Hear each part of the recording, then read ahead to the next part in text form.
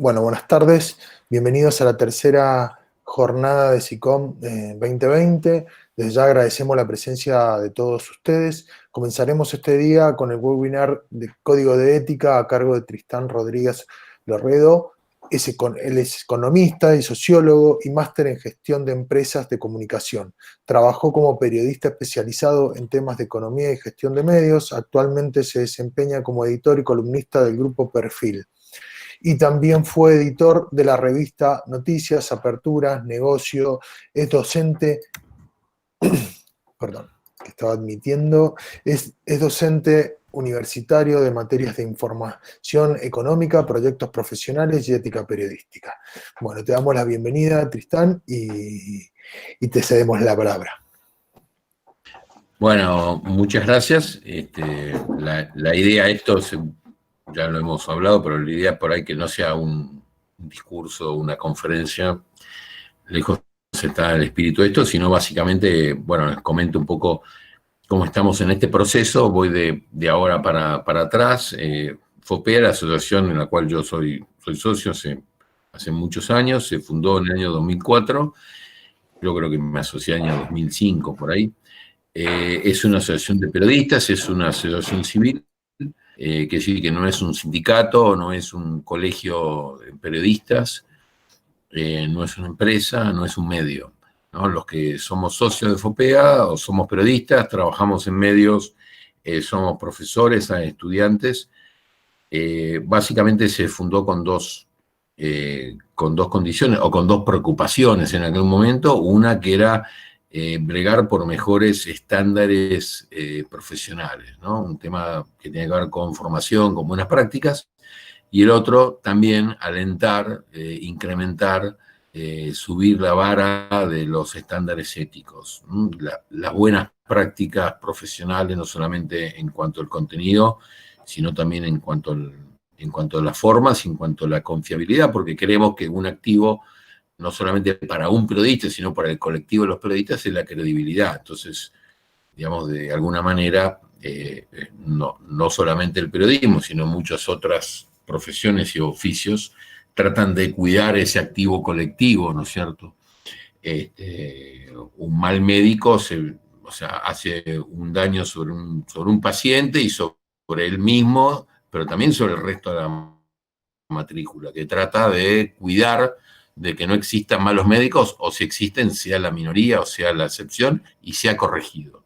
De la misma manera, nosotros en aquel momento, la preocupación era esa. Justamente hicimos una encuesta entre los socios y otros que no lo eran, y básicamente lo que surgió en esa encuesta, además de algunos clichés, por ejemplo, los periodistas ganamos poca plata, los anunciantes nos presionan, el dueño de los medios no nos deja ser nosotros mismos, todas estas cosas que surgen siempre, si no, no seríamos periodistas. Y también, si le pregunto a los maestros o a los médicos del hospital, dirían cosas parecidas, no con los anunciantes, pero siempre con otra cosa, con los visitadores médicos.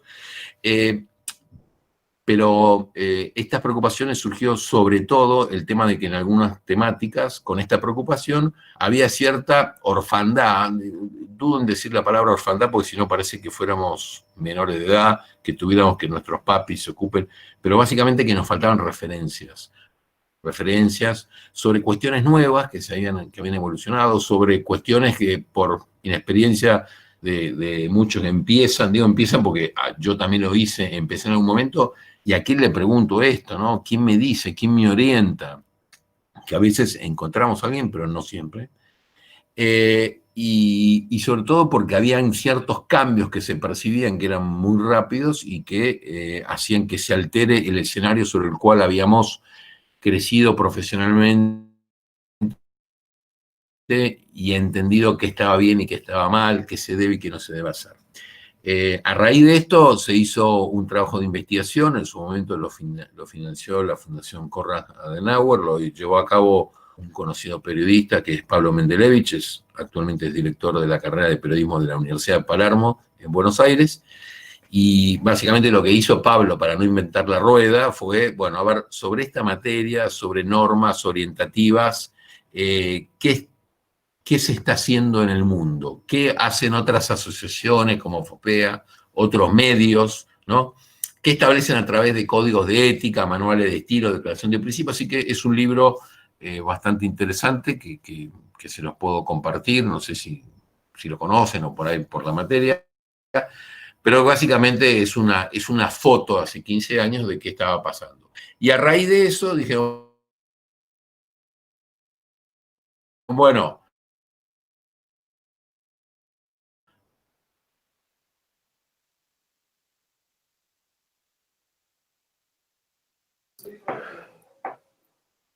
¿por qué Perdón, no hacemos Tristán, nosotros? interrumpo porque se está cortando.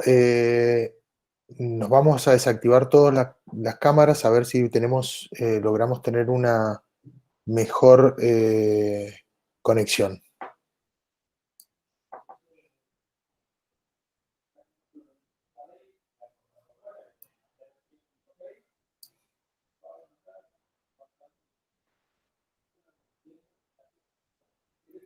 ¿Estamos en línea?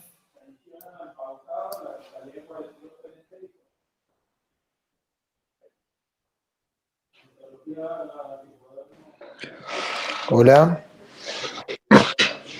Sí, a vos te escucha, Hernán, pero a Tristán no le Se ha escucha. cortado. A ver.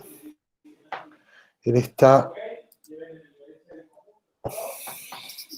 Me parece que es de la conexión de Tristán. A ver si podemos volver a tomarlo. Ahí me parece que se fue A ver, a Tristán. lo mejor ahí se vuelve a conectar. Le ruego, por favor, paciencia a los asistentes. Suelen pasar estas cosas.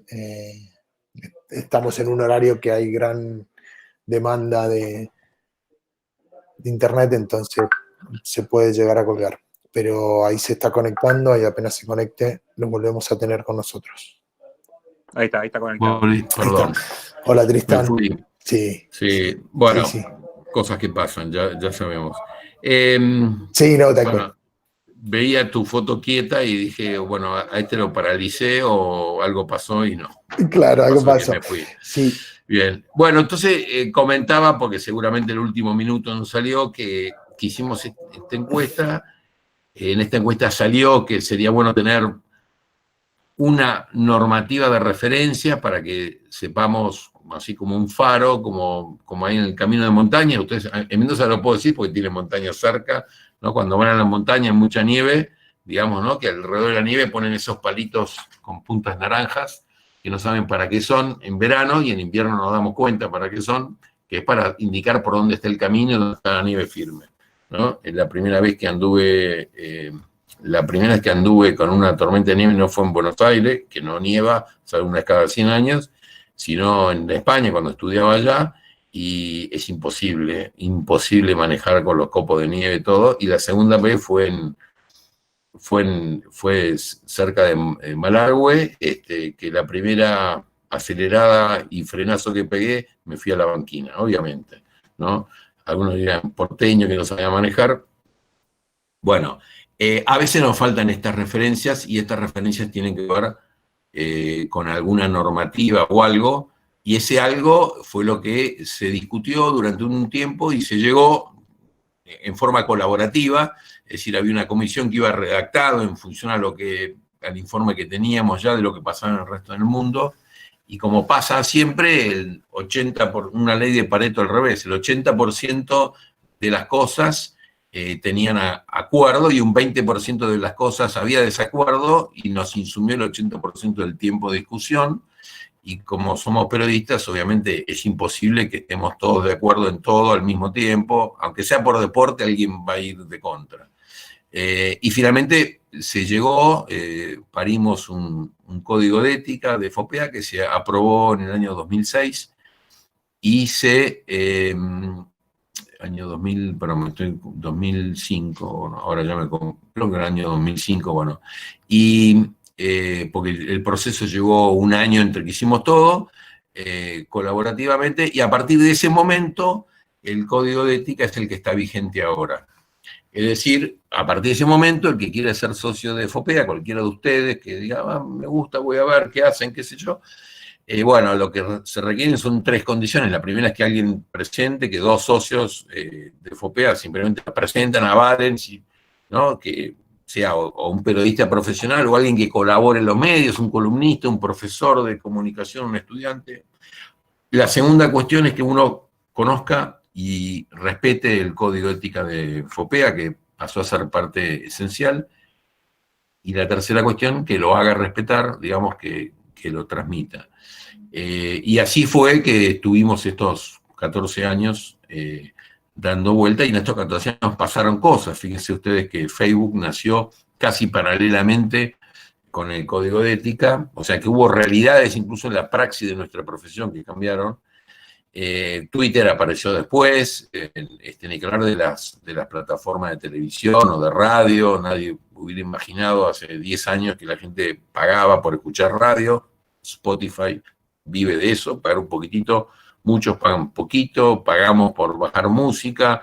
Son todas realidades que cambian el universo, y además también lo que era formalmente hace 15 años, los diarios impresos, la división de plataformas. Hoy existe cada vez menos. Probablemente cualquiera de los estudiantes le preguntamos quién tiene televisión por cable, muy poquitos, pero muchos lo ven a través de otra plataforma, de otro medio.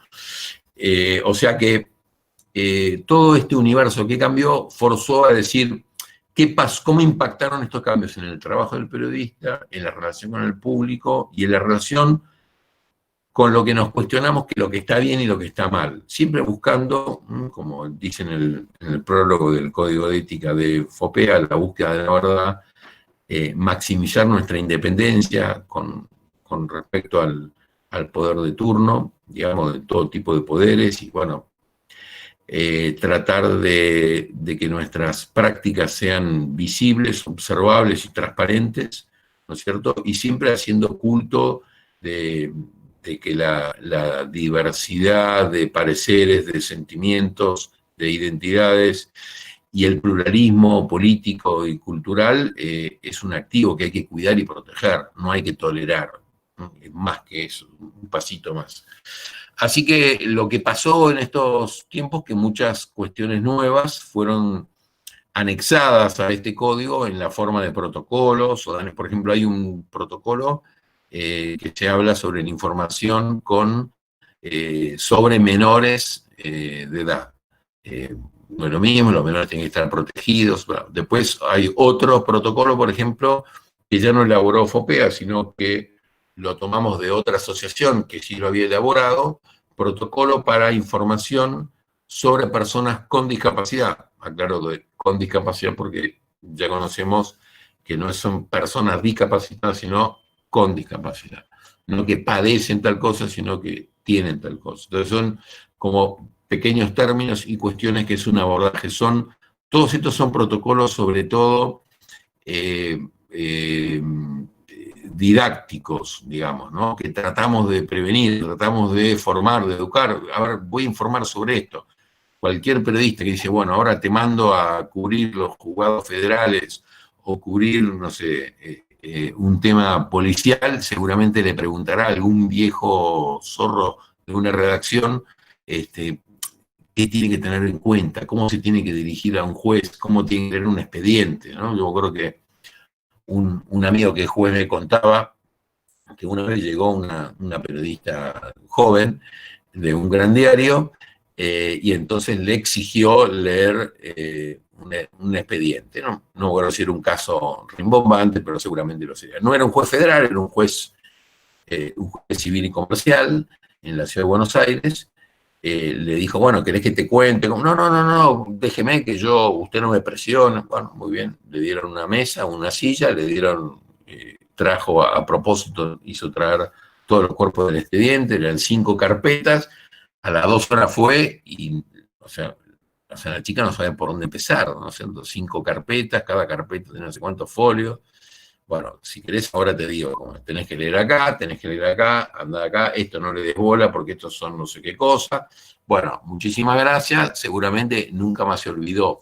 Pero digo, esto que tiene que ver con una buena práctica y con cuestiones que hay que aclarar, hay que anticipar y hay que formar, es parte de lo que nosotros introducimos dentro de la normativa ética. No solamente es una cuestión punitiva, está mal, está prohibido, porque siempre hablamos no sobre personas, cosas que hacen las personas, pero no juzgamos a las personas, sino juzgamos los comportamientos y comportamientos profesionales de las personas. Entonces estamos hablando siempre en esa dimensión, ¿no? No es una cuestión moral, ni es una cuestión tampoco jurídica. Los periodistas no somos abogados.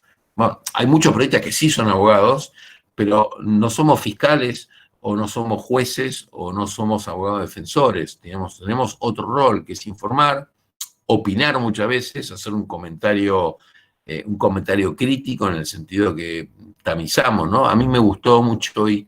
Ustedes saben que desde ayer, desde que Messi anunció, me parece que fue anteayer, de que se iba a ir del Barça, creo que fue el martes a las 5 de la tarde, a las 5:10, los diarios más importantes de nuestro país, todos figuraban, las 6 noticias que aparaban como la tapa, como esa primera pantalla en los portales, hablaban sobre Messi. Y ayer leía una nota que publicó Caparrós en este perfil, que me llamó la atención porque él hablaba, decía: Messi, bancátela, vos te hiciste rico durante muchos años y ahora te lo tenés que bancar.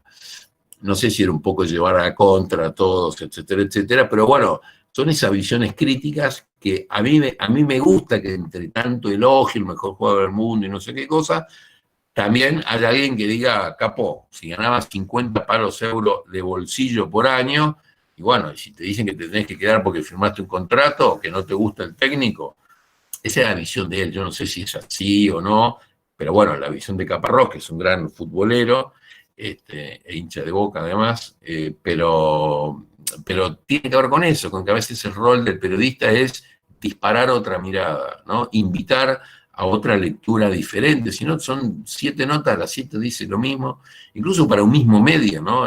Por ahí la gente cree que en un medio se trata de homogeneizar miradas y demás. Nada más aburrido que leer siempre lo que estamos de acuerdo y que no nos produce nada, ¿no? Así que el día que tengan que seleccionar columnistas para un medio, traten de encontrar alguna diversidad de algún tipo para que haya contrapuntos, debates, discusiones dentro de un marco. Esto no quiere decir que un medio no tenga una línea editorial, que está bueno que lo tenga, que hay que respetarlo y hay que darla a conocer sin ninguna vergüenza. Bueno, después de tanto tiempo, algunos socios dijeron: che, deberíamos introducir alguna reforma, deberíamos pensar este cambio, porque la realidad, como dijimos, va cambiando cada vez más. Esto no quiere decir que tengamos que cambiar atrás de lo que cambian las cosas, ¿no? Yo cuando estudié en el colegio física, me acuerdo muy orgulloso, fui con un libro viejo que compré en los compraventa, y entonces mi papá me dio el libro, dice, mi papá me llevaba 30 años a mí, y me decía: es el mismo libro que estudié yo cuando estaba en el colegio, Fernández y Galoni, en uno que, bueno, ustedes seguramente habrán estudiado por otro, pero hace muchos años era como el libro de texto obligatorio, y yo entonces me dije: pero ¿cómo, papá? ¿Cómo me van a dar un libro que ya hace 30 años era? Y me acuerdo, mi viejo me dijo: bueno, en realidad la física no cambió, la ley de la gravedad no cambió. Digamos, Einstein ya había pasado, estaba incluido ahí, la ley de las leyes de Kaplan, todo eso está igual, digamos, ¿no?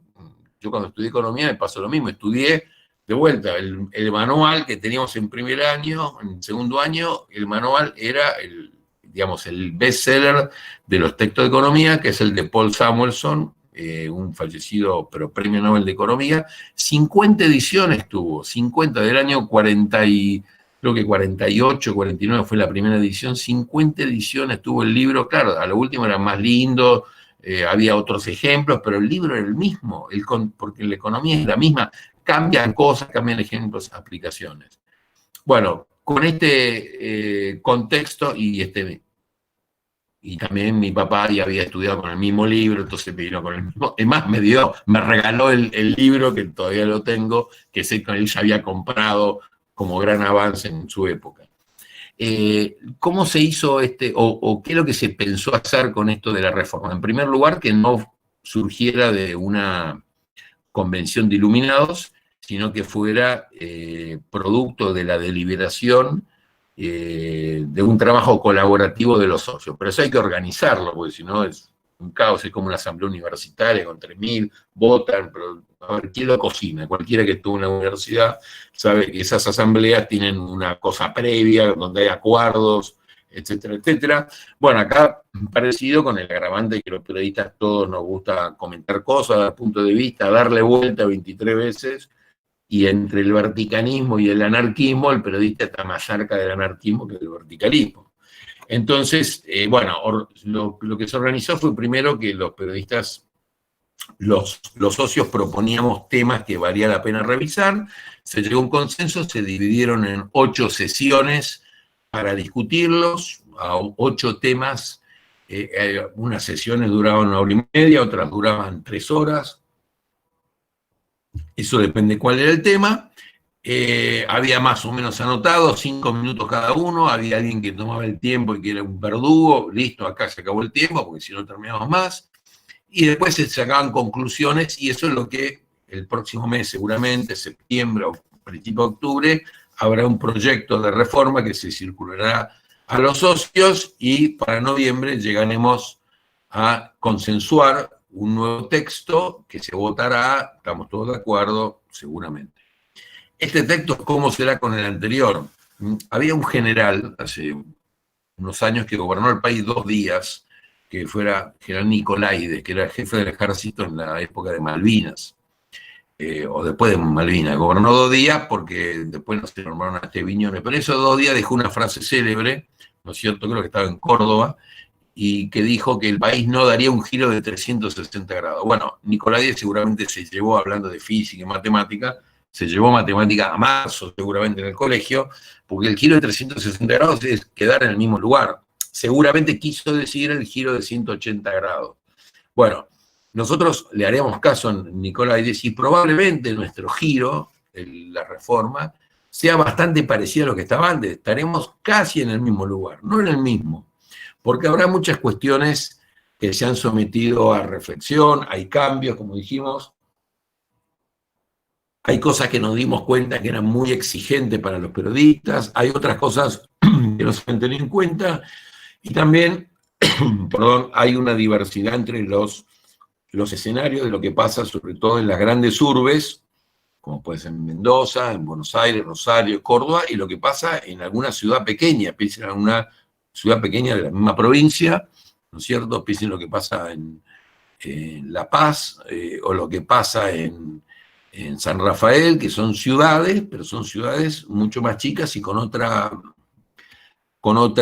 práctica y con otra realidad para el desarrollo del periodismo, o en algunas provincias que no tienen la suerte de tener un desarrollo económico y una diversidad de actores, como puede ser por provincias del NOA o del NEA, como Formosa, por ejemplo, donde es muy difícil encontrar una empresa privada radicada en Formosa, oriunda de ahí, que sea anunciante, etcétera, etcétera. Uno repasa, digamos, la lista de anunciantes de cualquier radio y se va a dar cuenta que el 50% o más es publicidad de la provincia, ni siquiera del Estado en general, ¿no? Y a veces más todavía, justo de una provincia que hace 28 años gobierna el mismo gobernador. Ustedes con la de Santa Fe son una de las pocas provincias que felizmente, un comentario, observación mía, felizmente tienen obligación de renovar autoridades siempre. O sea, los gobernadores no pueden ser reelectos, lo cual fuerza a un ejercicio democrático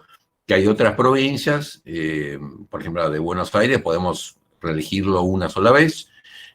Bueno, ahí estamos ahí, la ciudad de Buenos Aires también, una sola vez, pero hay otras provincias que no, que 7 veces o no sé cuántas veces, y ahí vamos, San Luis o Formosa o tantas otras. Esto lo que produce es que a los efectos del periodismo es más difícil mantener grados de independencia, porque uno lo hace más dependiente del anunciante, del que paga, del que compra. Bueno, todo este tipo de cosas es la que nosotros tenemos que plasmar y la que se discutieron durante estas 8 sesiones, en las cuales alumbramos alumbraremos a un nuevo código de ética que reemplazará al actual, creo yo, levemente modificado.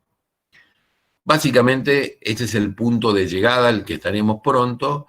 ¿Y cuál es la otra realidad que que nos preocupa más en estos momentos, y él por ahí fue el disparador de esto, ¿no? Todos los que son los procesos de desinformación. Digo proceso porque no es una sola cosa, fake news, etcétera, etcétera, todas las clasificaciones que queremos, que básicamente lo que ha hecho la tecnología, las distintas plataformas, fue, por un lado, facilitar la aparición y la viralización de medias verdades o desinformaciones, y por otro lado también nos da herramientas, ¿no es cierto?, esto mismo para poder chequearlo, para poder compensarlo y contrastarlo, y la única alternativa que hay para esto, el único antídoto preventivamente, es la educación, ¿no? Así como en política se habla que hay que educar al soberano, ¿no es cierto? Por eso la escuela primaria, en su momento obligatoria, gratuita, ¿no es cierto? Digamos, la lucha contra el analfabetismo, etcétera, etcétera. Y en cuanto hace a la pandemia de la desinformación, de las medias verdades, de las cosas que son creíbles pero que no son ciertas, ¿no? Yo en el Meet no, pero en el Zoom, ¿no es cierto? Hoy tenía que dar una clase temprano, entonces tengo algunos fondos de pantalla, depende no tanto de mi estado de ánimo como del tema, ¿no es cierto? Entonces hoy tenía como fondo de pantalla el Washington Post y a Carl Bernstein y a Woodward, los ganadores del premio Pulitzer por Watergate. Ayer en la noche puse la cancha de Boca, digamos, pero bueno, depende de lo que quiero decir y quiero hacer. Bueno, indudablemente ni estoy en la cancha de Boca, ni soy amigo de los de Watergate, pero evidentemente podría ser creíble de que yo esté en un lugar cerca de Mendoza, ¿no? Estoy en Buenos Aires. Entonces, lo que tiene estos procesos de desinformación y de fake news es que son cosas que alguien las puede creer si no puede darla como verdadera, si no tiene algunas herramientas como para corroborarlo, y sobre todo el espíritu crítico de cada cosa que viene. Nosotros por ahí profesionalmente estamos entrenados a desconfiar de cada gacetilla, de cada tuit y de cada cosa, pero bueno, el común de la gente por ahí no, y extraoficialmente yo me canso de que me mandan en los grupos de WhatsApp de mis compañeros de colegio, de mis familiares, de mis primos, que che, esto es así, bueno, ¿por qué me lo hacen? Casi más lo mando, bueno, andá a chequeado.com, pero básicamente porque por ahí yo lo vi antes, o yo tengo alguna mirada sobre algún tema que puede ayudar a comprender si eso es confiable o no. Así que bueno, un poco fue el proceso, y como les dije que la idea no era que fuera una conferencia, sino un coloquio, quedo abierto a comentarios, preguntas, críticas y sugerencias. Yo, perdón, por último, les voy a poner en el Meet, creo que tiene chat, ¿no? Tenemos una pequeña encuesta, si no, Hernán te lo mando, que son 2 preguntas solo que nosotros hacemos en estas visitas virtuales, que básicamente tiene que ver, es un formulario Google, es un pequeño link nomás, que sí, te lo mando ahora. Sí, o compartirlo en el chat. Ah, bueno, perfecto. Acá en el chat, son 2 preguntas nomás que tienen que ver con si creen que son útiles o no las normativas éticas en este campo, y si conocen el código de ética FOPEA. Así que en algún momento de la charla te lo vuelco ahí, Hernán. Perfecto, perfecto. Bueno, los participantes le pedimos que si tienen alguna pregunta lo pueden hacer usando el chat o directamente habilitando el micrófono. La idea es un poco un ida y vuelta, ¿no? Así que lo que les sea más cómodo, y nos vamos ordenando. ¿Alguien quiere empezar?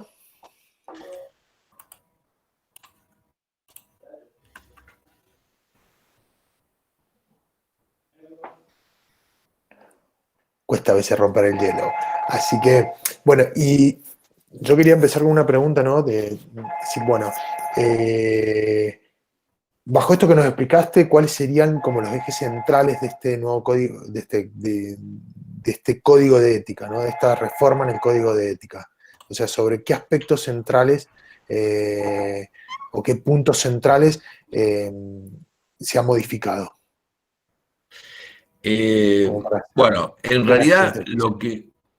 Sí, sí. En realidad, hasta ahora, espera un minuto que pongo el chat acá, que lo estaba buscando y ya estoy, así hago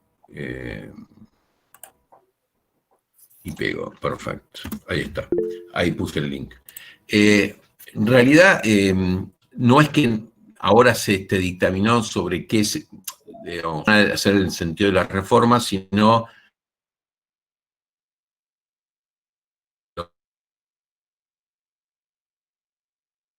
son algunos temas que han tenido mayor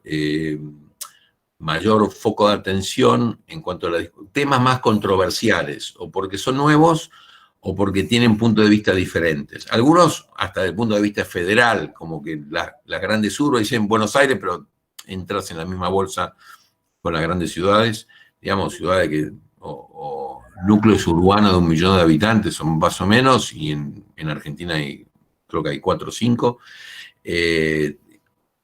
Digamos que es diferente a lo que tiene una localidad con 100.000 habitantes, que tiene un solo diario, que digamos los anunciantes, el intendente, el gobernador, lo que mencioné de Formosa no es para Formosa, sino puede ser para cualquier otra provincia, cualquier otro lugar que tenga la misma dificultad de tener que el mismo que fuente de información es fuente de financiamiento y es entidad regulatoria, ¿no es cierto? E impositiva, y además judicial. Entonces, bueno, se nos complica un poquito ahí, ¿no? Hay que surfear esa ola y tener mucha creatividad.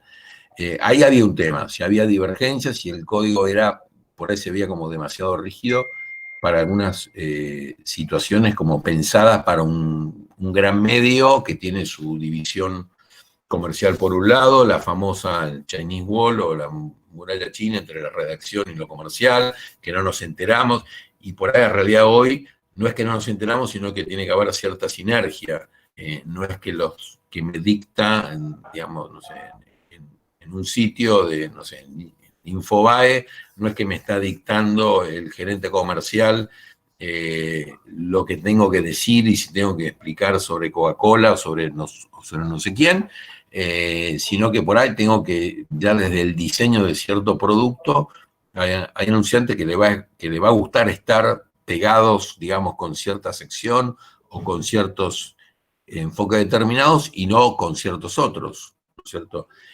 Porque lo que la gente consume no solamente consume una parte y el aviso está al lado, es en la parte gráfica y hasta por ahí no más. Cualquiera de los alumnos seguramente que leyó el diario, hoy a la mañana, temprano, no solamente leyó Los Andes, ¿no es cierto?, o el Diario 1, sino puede haber leído cualquier otro diario del mundo, más, hasta gratis, pueden ver por kiosk.net, pueden ver todas las tapas de todos los diarios del mundo, gratis. Pues si quieren entrar en la edición PDF del País de Madrid o del New York Times, tienen que pagar un plus, digamos que tampoco es mucho, pero digo, son lecturas y formatos distintos y también para la relación con la publicidad. Y acá había otro tema.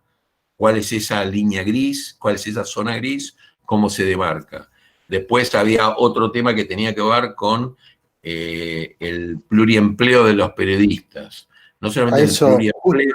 Claro. Justo esto te iba a preguntar por el hecho de esto de que bueno, antes nosotros seguíamos a un periodista y ese periodista tenía un trabajo en un medio y hoy ese periodista, además de trabajar para ese medio, nos está dando información por su cuenta, por lo cual se puede y comercializa también su imagen a partir de las redes sociales, ¿no?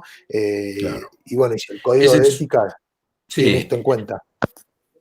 Hernán, eso que dijiste vos es un tema que es muy importante, pues es una realidad que no es un tema solo, son muchos, ¿no?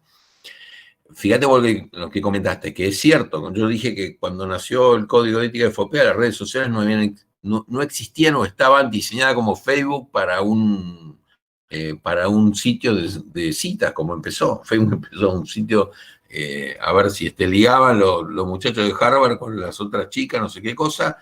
Empezó así, ¿no? Y hoy es otra cosa, hoy es un medio, además. Nadie discutiría que es un medio. No es esta aventura de 4 nerds que hicieron eso. Fíjate vos que mencionaste primero, cuando yo te doy el empleo, enseguida lo que vos mencionaste, lo que te parece que pasa primero, que el periodista pasa a ser ya como una firma, como una marca que trabaja. Entonces yo leo la nota de, no sé, de Montenegro, un colega que hace Premio Económico, en Infobae, pero después lo veo en América 24. Y en radio está en Radio La Red, o sea, creo que la Radio La Red, sí, bueno, o sea que en verdad la marca es él, ¿no? Y además, Tristán, discúlpame, suele Sí. pasar que no hay compatibilidad por ahí con lo que se dice en el medio, con lo que después se dice en el Twitter personal. Como que las posiciones, digamos, dentro del medio, me alineo dentro de lo editorial y en el Twitter personal pasa otra cosa, ¿no? También esa Bien, y ahí tenés, dicotomía, claro, ¿no? seguro, y ahí tenés el segundo tema. Fíjate, este pequeño tema, todo lo que trae. El segundo tema, el primero es, tengo varios amos o varios clientes, como quieras llamarle, o como sea, viste la relación con, o sea, Sí, empleadores también, ¿no? contractual.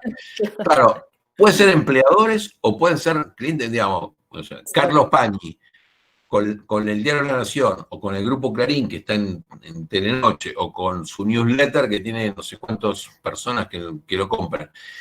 Yo no sé si él se siente empleado de uno o de otro, o siente que ofrece servicio y tiene cliente. No lo sé, habría que preguntar, pero se acerca más a una marca, a como una empresa de marca que genera contenidos, que a la tradicional noción de un periodista que trabaja en un lugar, ¿no es cierto? Como el apellido de Casado, nos decían, a nosotros, me acuerdo un profe en la beca Clarín, hace mucho tiempo cuando empecé, me decía, yo me di cuenta que el apellido de Casado pesa, porque se llamaba el negro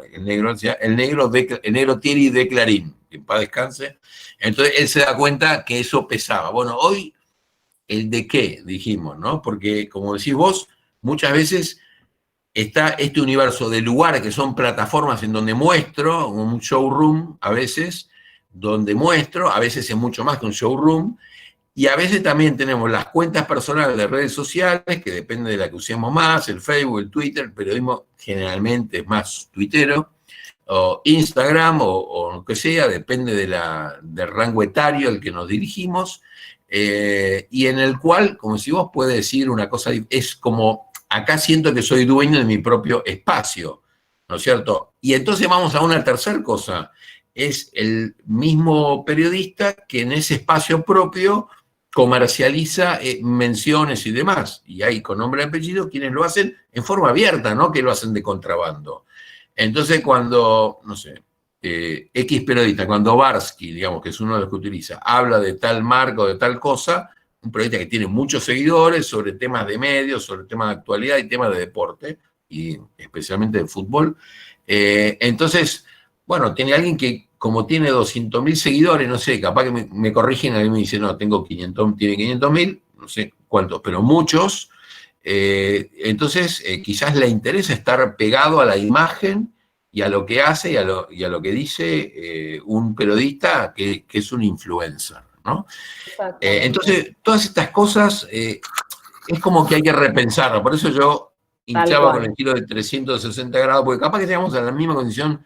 Esto tiene que ser igual, porque lo importante son cuáles son los principios y después detallamos cómo se traducen en esta realidad, ¿no? Claro. Cómo se traduce en esta realidad, que es más compleja y merece un análisis un poco más detallado.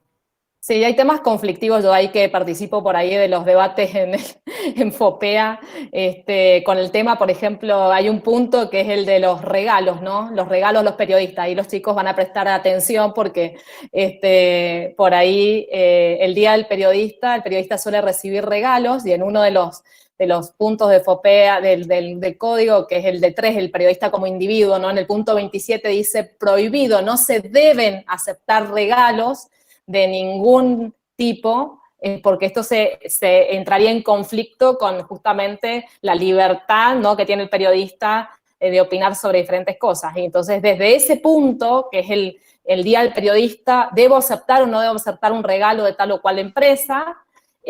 Hasta, bueno, cuestiones mucho más complejas, ¿no?, como hasta qué punto está, digamos, limitada libertad de expresión de un periodista cuando entran a jugar otro tipo de intereses políticos, financieros, que bueno, que hemos visto casos realmente complicados en este momento que plantean un debate que exige mayor profundidad, ¿no?, en el tema, donde periodistas incluso están imputados en causas por sus fuentes o porque dudan del origen de la fuente para opinar o para realizar sus investigaciones. Pero me parece súper interesante que todos estos temas se planteen, digamos, en un código y que sobre todo tenemos un público de chicos, de estudiantes, que también reflexionen sobre estos temas, ¿no? Que son temas éticos, ¿no? Sí, Fernanda, yo creo que nunca estaba de mala reflexión. Si me preguntás, recién Hernán me preguntaba cuáles son los puntos salientes y yo menciono rápidamente, y lo que vos decís también.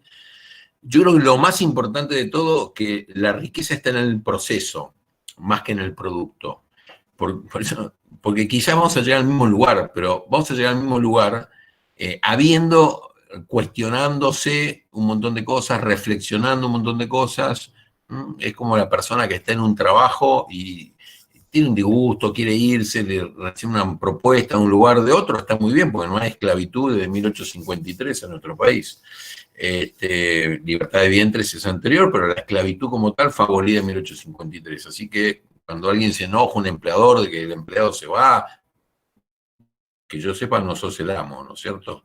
Y en todo caso, si querés que sea tu esclavo, tenés que pagarle bastante más.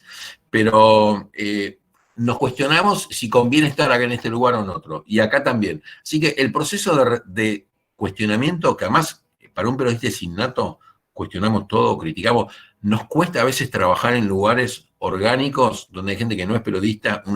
Una decana en la facultad una vez me dijo, vos razonás como periodista, pero enojado. Y dije, sí, claro, le digo, por supuesto, pero bueno, qué sé yo, ¿sabés? El problema es tuyo, que sos decana de una facultad que incluye periodismo en su carrera. Bueno, ¿qué vas a hacer? ¿Viste? El problema no lo tengo yo.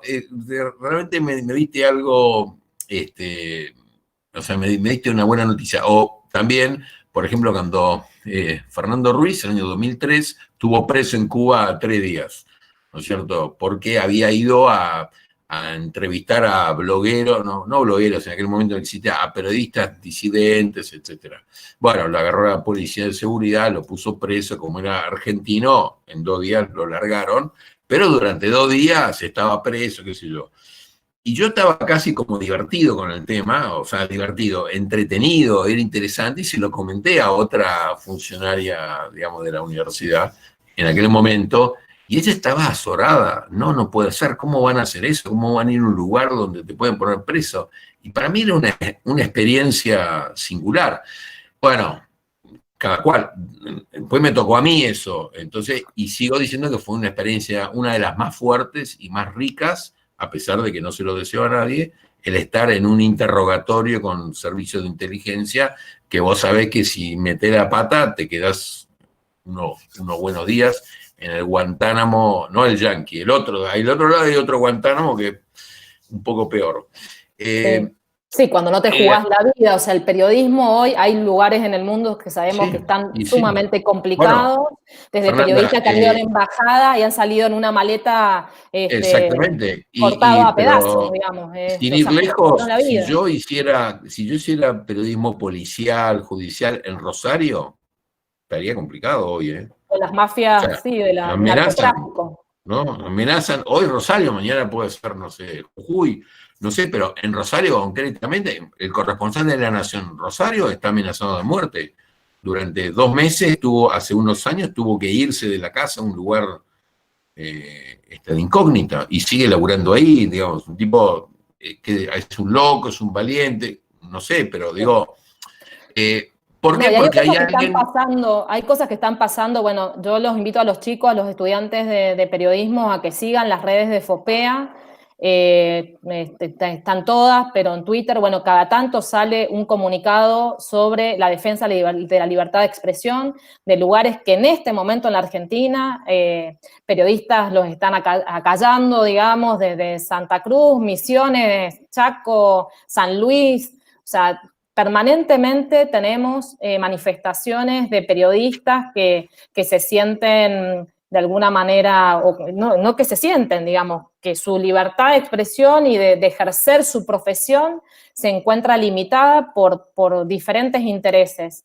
Entonces, es fundamental tener por eso una participación, conocimiento primero del código de ética, porque entre los principios está la defensa de la libertad de expresión y de la posibilidad de ejercer la profesión de manera, digamos, responsable, pero también con libertad, que es lo que hoy tenemos, digamos, los periodistas deben hacer, digamos.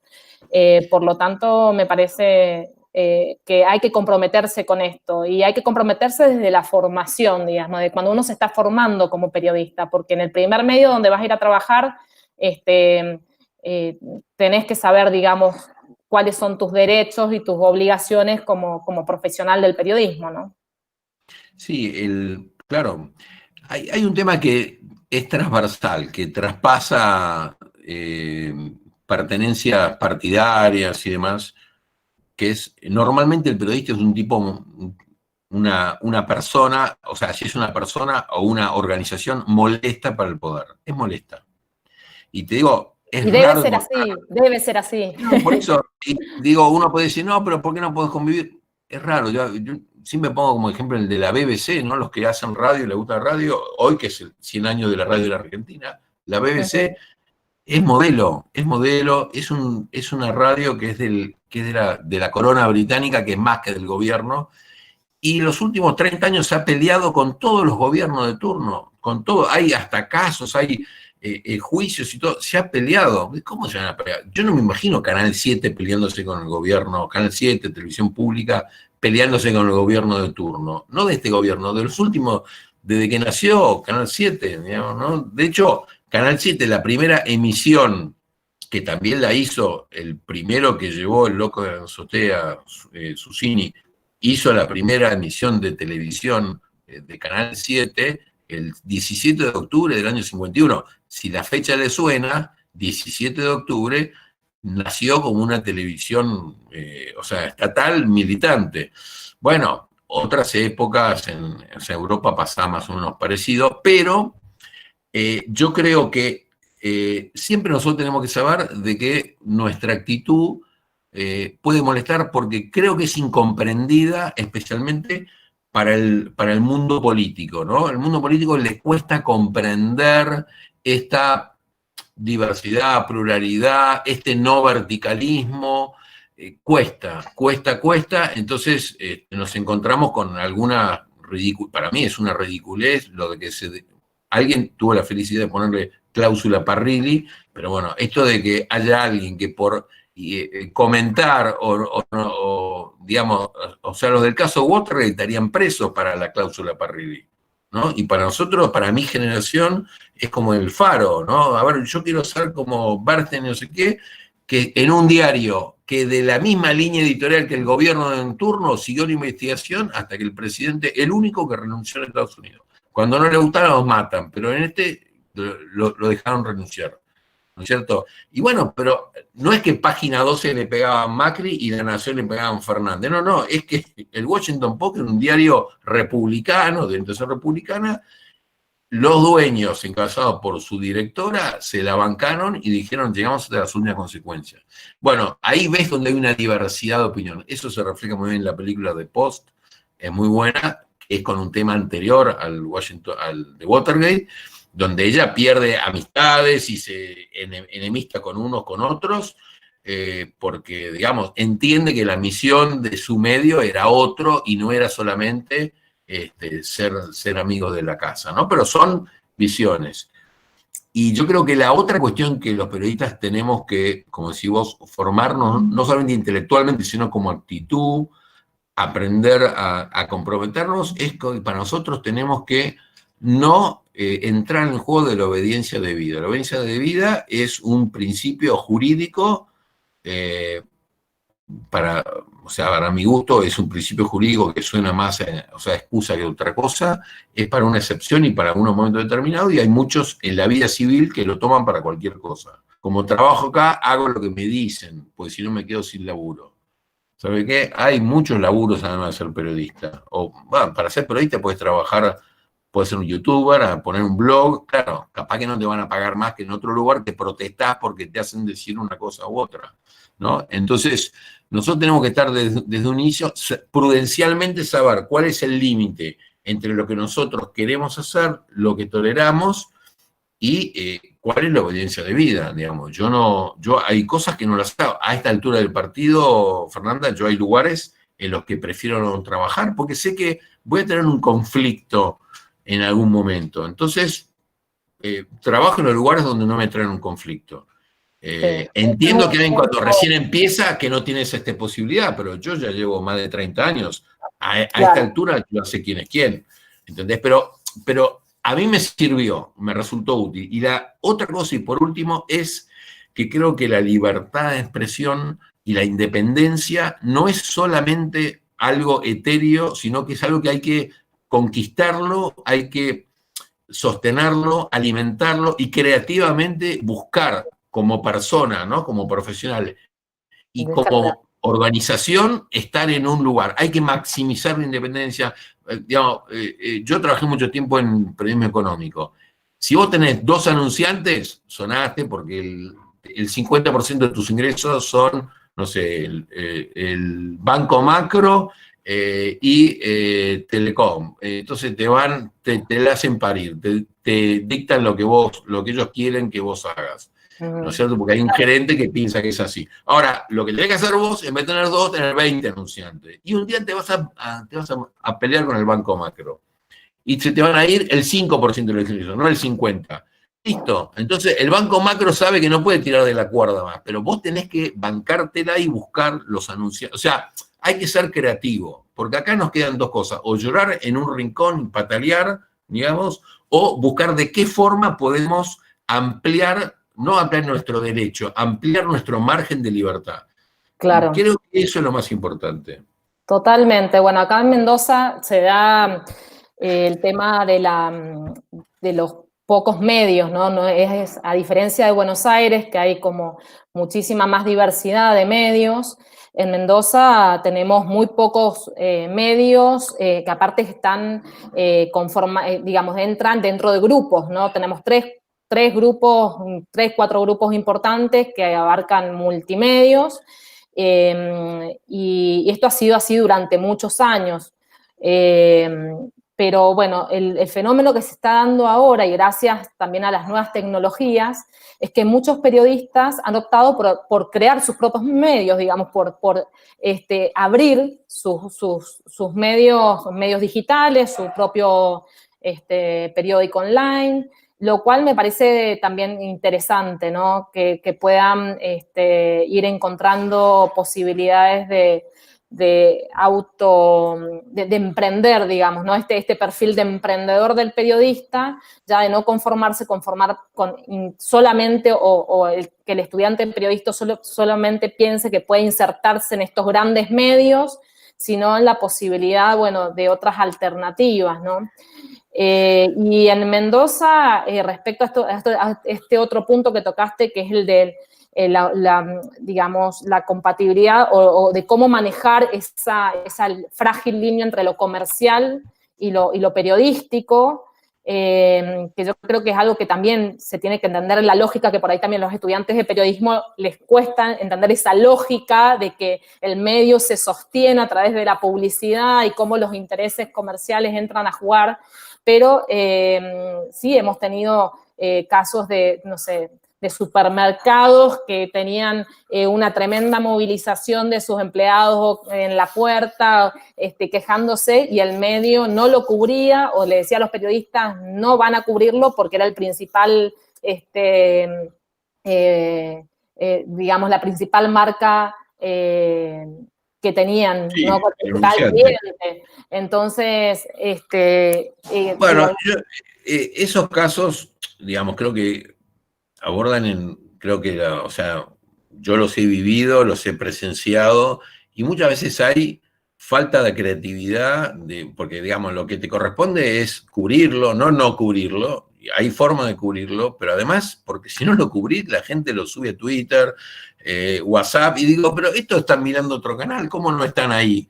Vos después decís lo que quiera, que la culpa no la tiene el supermercado, o sea, lo que quiera, que la gente va a tomar sus conclusiones, pero, digamos, hay falta. O también de parte de los gobiernos, me pasó con un gobierno que no es el de Mendoza, vecino, que en el golpe estaba muy, muy preocupado por una nota, no sé, una nota de investigación que era sobre un tema minero, ¿no? Claro, en Buenos Aires el tema minero, ¿no? Pino Solana fue senador y hacía toda su campaña en Coso Minero, donde en Buenos Aires la altura máxima es el Obelisco, ¿viste? O sea que no es zona minera, obviamente hay una visión mucho más ecologista que las provincias donde la minería es una actividad fundamental y donde también tienen problemas ambientales y demás. Bueno, entonces yo le decía, pero ¿cómo vos vas a querer que no digamos nada de esto?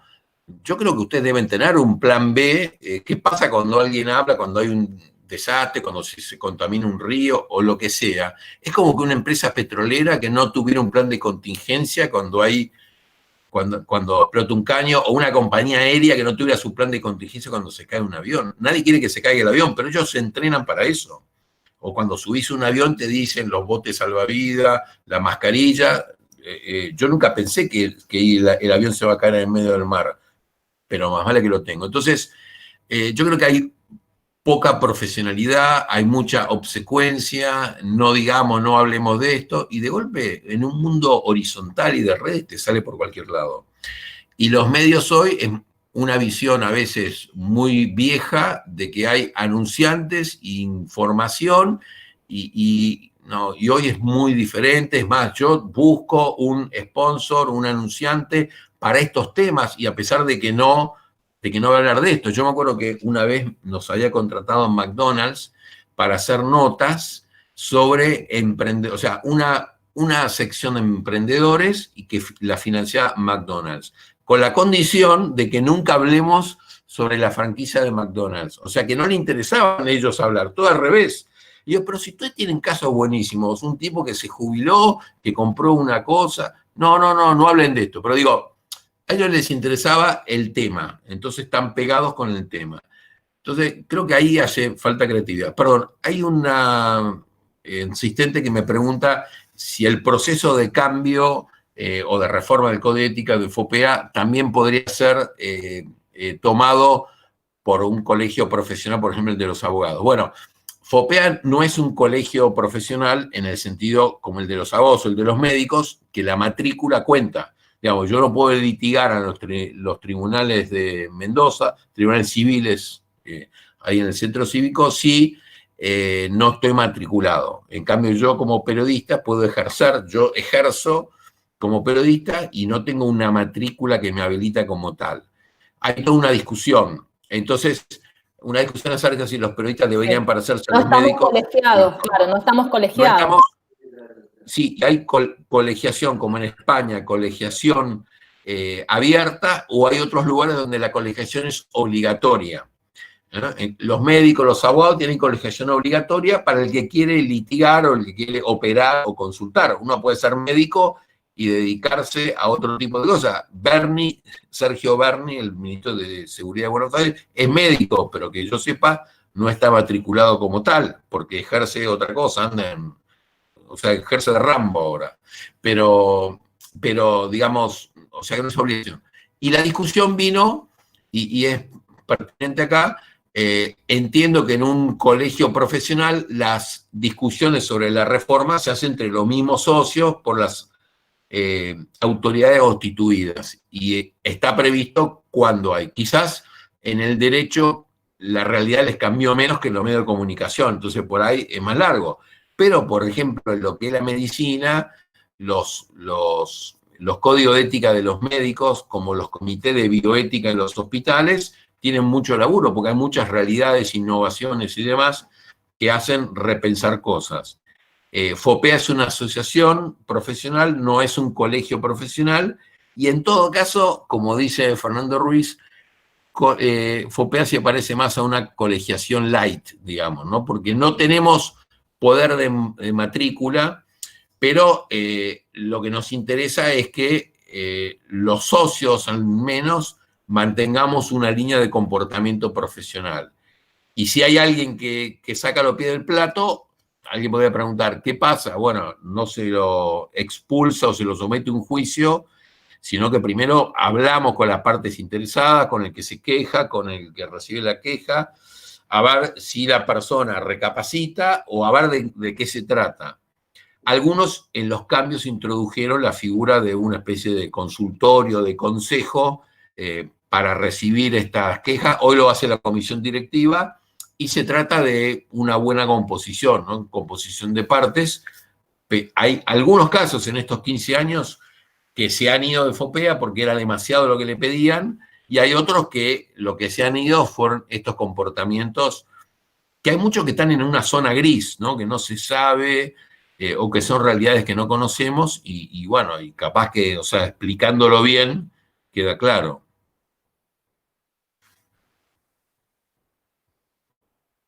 Bueno, no sé si los chicos quieren hacer alguna pregunta ¿están ahí? Porque aparte están sin cámara y uno Claro. no sé si alguno tiene alguna duda o para preguntar. Por mi parte creo que ha sido muy claro, Bueno. Tristán. Después el código está ahí en internet, se puede consultar perfectamente y bueno, yo creo que la invitación está a reflexionar sobre estos temas, a que cada uno individualmente también, digamos, se plantee, ¿no?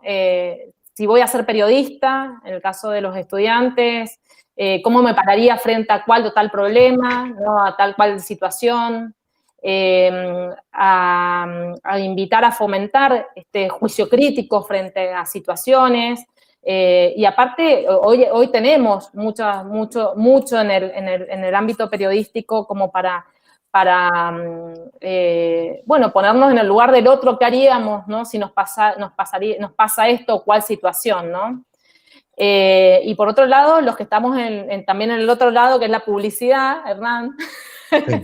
También plantearse, ¿no? El tema esto de qué hacemos cuando es el día del periodista y las marcas empiezan a pelearse para mandarle... Perdón, Fernanda, quedó en la vorágine, ¿no? Una vez me preguntó el director de un medio, que yo había trabajado ahí, entonces me invitó a almorzar, un lugar muy lindo, que ya no existe más en Buenos Aires gracias a la pandemia, y me dijo, yo quiero que me digas cómo hacemos con el día del periodista, los regalos que llegan a la redacción y qué sé yo. Entonces yo ya a esa altura, con experiencia, le dije, mira, primero que el caso de FOPEA lo que estipula es que los regalos que superen, creo que son $50 o 60, no me acuerdo, que en su momento eran 1.500 pesos, menos mal que lo pusieron en dólares, porque hoy sería, bueno, por poco te invito a comer y ya no puedo, te invito a comer pizza y ya, bueno, pero entonces eran dólares, así que era una cosa que en muchos medios se estipula un número para tener una idea. Yo entendí siempre que una referencia, claro. Una referencia, bien, porque, entonces dije, mira, primero que yo creo que tenés que preocuparte menos por los regalos que llegan a la redacción que los que no llegan a la redacción. Porque si vos mañana apretás por un lado, le van a llegar a la casa. O peor aún, los regalos que llegan digitalmente, que no se sabe, ¿no? Yo me preocuparía más en un diario económico, como era este que me preguntaban, por los conflictos de interés que surgen entre los redactores y ciertas empresas o operaciones en el mercado, o los programas que no ve nadie en un horario ridículo, pero que me sirven para poner publicidad, por lo que hablo acá, pero me la ponen allá. O sea, el espíritu está muy bien, ¿no? Hay alguien que socializa los regalos, llega a la sección y después los sortea a fin de año, se queda con la mitad y la otra mitad la regala. Hay de todo, pero yo me preocuparía más, porque al fin y al cabo, me mandan una caja de vino, ¿no? En Mendoza. Entonces, si hoy hago caso de lo de FOPEA, $50 son, no sé, claro, ¿qué dólar tomamos? ¿El dólar sojero de 50 mangos o el dólar blue de 130? Pero el que quiera me compra una buena caja de vino. Entonces me llegan la caja de vino y digo, son $50. está bien. Ahora, el espíritu es que hay ciertas cosas, como decía Don Corleone en El Padrino, son ofertas que no podés rechazar, ¿no? Entonces, había una empresa que regalaba 2 pasajes a cualquier lugar del mundo en business a cada periodista. 2. Vos pensás, Fernanda, ¿dónde te gustaría estar ahora? Y diga, en la isla de Bali. Tomá. ¿Qué te pedían? Nada. Nada. Eso no es un regalo.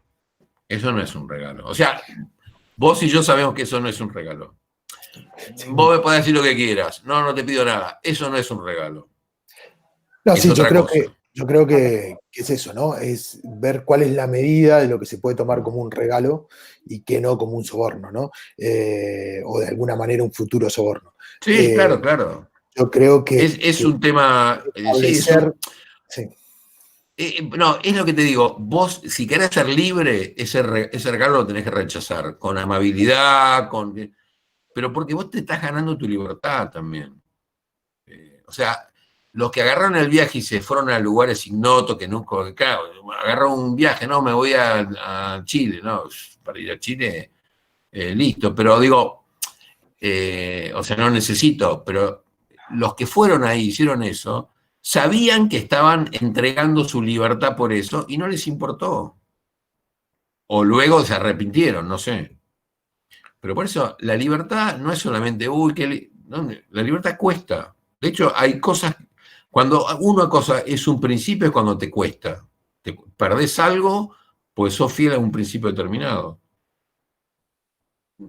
En el largo plazo podés ganar, pero es probable que tenés que estar dispuesto a perder, pero vos creés que es lo mejor y vas a estar mejor además.